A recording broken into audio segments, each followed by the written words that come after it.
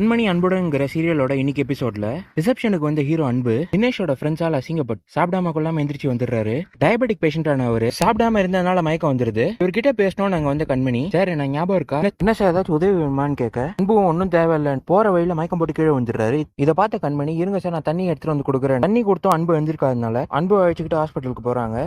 Hospital போன உடனே கண்மணி doctor கிட்ட டாக்டர் இவர் நல்லா தான் பேசி இந்த திடீர்னு தெரியல மயக்கம் போட்டு வந்துட்டாரு, இந்த சீக்கிரமா ட்ரீட்மெண்ட் கொடுங்க டாக்டர்னு சொல்ல அவரோ இல்ல மேடம் இங்க ப்ரொசீஜர்லாம் இருக்கு, முதல்ல பணத்தை கட்டுங்க அதுக்கப்புறம் தான் ட்ரீட்மெண்ட் ஆரம்பிப்போம்னு சொல்றாரு. என்ன டாக்டர் நீங்க உங்களுக்கு கொஞ்சம் கூட மனசாட்சியே கிடையாதா? அவர் தான் கண்ணை திறக்காம இருக்காரு நான் சொல்றேன், பணத்தை கொடுக்காம நான் எங்கேயும் ஓட மாட்டேன், அவருக்கு ட்ரீட்மெண்ட் ஆரம்பிங்க, என்ன பணம் தானே வேணும்னு பேக்ல இருக்க பணத்தை எல்லாத்தையும் எடுத்து கொடுக்குறாங்க. டாக்டர் இதுக்கு மேல எங்கிட்ட பணம் கிடையாது வேணும்னா சொல்லுங்க நான் அப்புறம் தரேன், முதல்ல ஒரு ட்ரீட்மெண்ட் ஸ்டார்ட் பண்ணுங்கன்னு சொல்லி டாக்டர் கிட்ட கத்துறாங்க. டாக்டரோ சரி மேடம் இவர் யாரு உங்களுக்கு தெரிஞ்சவரா சொந்தக்காரரான்னு கேட்க இவர் யாருன்னே தெரியாது டாக்டர், நான் 2 தடவை தான் இவரை பார்த்திருக்கேன், பேர் அன்புன்னு மட்டும் தான் தெரியும், மனிதாபிமான அடிப்படையில் தான் நான் இந்த உதவி செய்ய வந்தேன் ஆரம்பிங்கன்னு சொல்றாங்க. கண்மணி தன்னை கூட்டிட்டு வந்த ஆட்டோக்காரர் கிட்ட நான் எல்லா பணத்தையும் நான் அவங்ககிட்டே கொடுத்துட்டேன், என்கிட்ட கொடுக்க பணம் எதுவும் உங்க நம்பர் வேணா கொடுங்க நான் நெட்ல அனுப்பி விட்டுறேன்னு சொல்ல ஆட்டோக்காரரோ நடந்த விஷயம் நான் எல்லாத்தையும் பார்த்துருந்தமா யாரோ ஒரு தெரியாதவருக்காக நீ இவ்வளவு உதவி பண்ற கிட்ட நான் பணம் வாங்கினா நல்லா இருக்காதுமா பண்றது நல்ல காரியமான்னு வாழ்த்திட்டு போறாரு. ரிசப்ஷன்ல இந்த வெண்ணிலா கிட்ட தினேஷ் தப்பா நடந்துக்க முயற்சிக்கும் போது வெண்ணிலாக்கு அப்பதான் கண்மணி சொன்ன வார்த்தை ஞாபகத்துக்கு வருது. எதுவும் வேணாம் தினேஷ் என்னோட என்ன எனக்கு நல்லாவே தெரிஞ்சிருச்சு, எதுவும் தேவையில்லைன்னு தினேஷை விட்டு வந்துடுறாங்க. அன்பு இவ்வளவு நேரமாச்சே வீட்டுக்கு வரலையேன்னு உங்க அம்மா சாமி முன்னாடி நின்று அன்புக்கு ஏதோ பிரச்சனை நடந்திருக்கு போல, கடவுள நீ தான் அவனை காப்பாத்து என் பையன் நல்லபடியா வீட்டுக்கு வரணும்னு வேண்டாங்க. இதான் இனி எப்ப சொல்ல நடந்தது.